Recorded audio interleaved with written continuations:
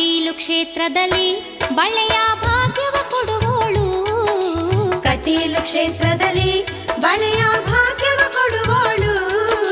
ದುರ್ಗಾ ದೇವಿಯು ಬೊಗಸೆಯ ತುಂಬ ಭಾಗ್ಯವ ಕೊಡುವಳಮ್ಮ. ಬಳೆಯ ಭಾಗ್ಯವ ಕೊಡುವಳಮ್ಮ.